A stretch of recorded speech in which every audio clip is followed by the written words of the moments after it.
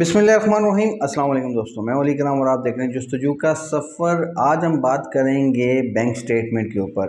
पहले भी मैंने बैंक स्टेटमेंट के ऊपर काफ़ी वीडियोस बनाई हैं, लेकिन फिर दोबारा से शायद वो वीडियोस पीछे चली गई हैं, पुरानी हो गई हैं, तो लोग दोबारा से पूछ रहे हैं। तो मैंने सोचा एक दफ़ा फिर बना दूँ कि मिडल ईस्ट में आप यूएई में मौजूद हैं, आप ओमान में हैं, बहरीन में हैं, कतर में हैं, या मिडल ईस्ट में कहीं भी हैं, आपने बैंक स्टेटमेंट कैसे बनानी है, ये चीज़ आपने जहन में रखनी है कि आप यूएई से जब भी या कतर से या मिडल ईस्ट के किसी और शहर से कंट्री से वीज़ा लगवाते हैं, किसी टूरिज़म के लिए, किसी छोटी कंट्री या बड़ी कंट्री के लिए, तो आपको एक तो वहाँ का जो एमरेट्स आईडी है उसके बिहाफ पे, जैसे एमरेट्स आईडी होता है, सऊदीया का पताका होता है, उसके बिहाफ के ऊपर आपको वीज़ा अप्लाई करना पड़ता है और साथ आपकी उसी कंट्री की डॉक्यूमेंटेशन लगानी पड़ती है, और उसमें बैंक स्टेटमेंट बहुत ज़्यादा अहमियत की हामिल है।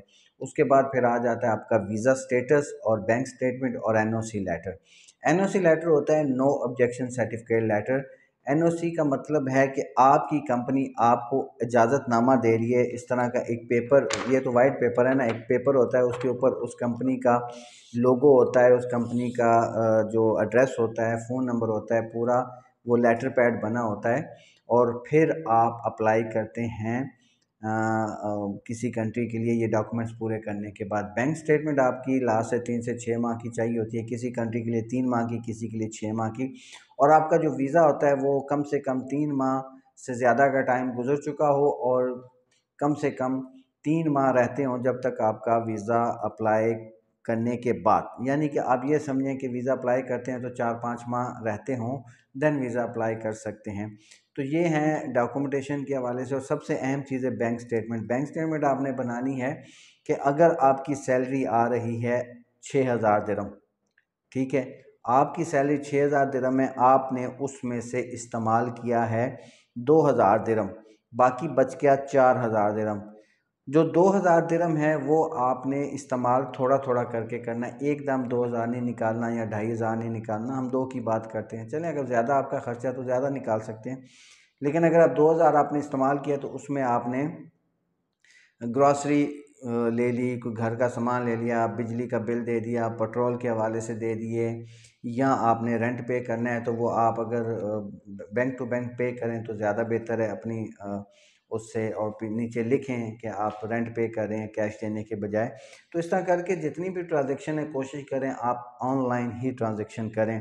और ये जब आपका अगले महीने फिर सैलरी आती है तो ये 6 और 4 10,000 हो जाता है। 10,000 में से फिर आपका 2000 एक्सपेंसेस हो गया, बाकी रह गया 8000। तीसरे महीने फिर आपकी सैलरी आती है तो ये हो गया 14,000। 14 में से आपने फिर 2 सवा 2 खर्च किया, चलो हम 2 की औसत निकालते हैं तो 12,000।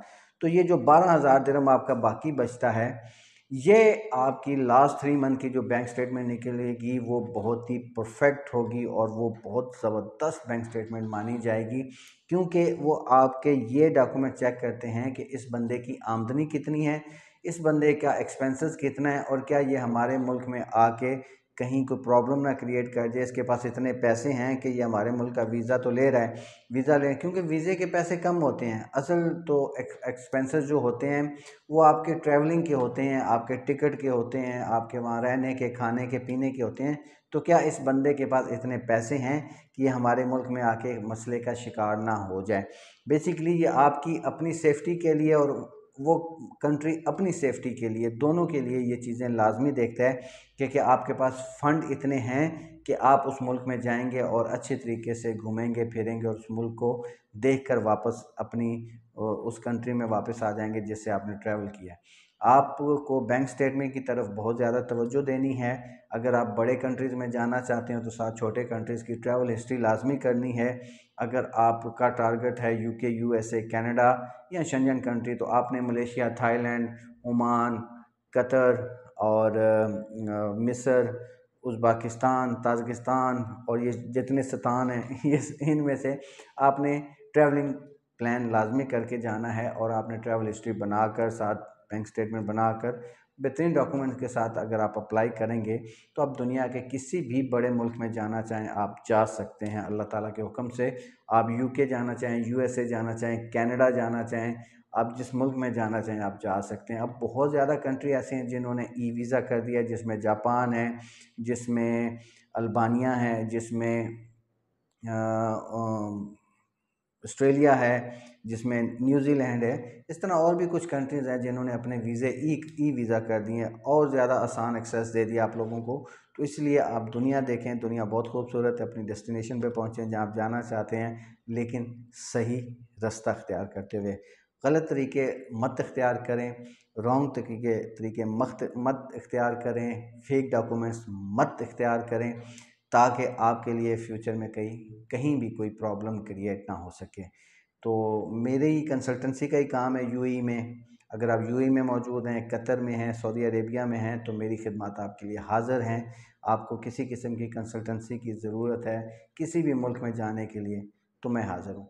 वीडियो को शेयर कर दीजिएगा ताकि और दोस्तों के काम आ सके, क्योंकि बहुत सारे दोस्त मैसेज करते हैं, कॉल करते हैं, तो उनको नहीं पता होता कि बैंक स्टेटमेंट कैसे बनती है। तो ये तरीका है बैंक स्टेटमेंट बनाने का, और बहुत सारी चीज़ें मैंने इसी वीडियो में डाल दी हैं। जो नए दोस्त हैं सब्सक्राइब करके बेल आइकन दबा दें। मिलते हैं अगली वीडियो में, अपना ख्याल रखिएगा। अल्लाह हाफ़िज़।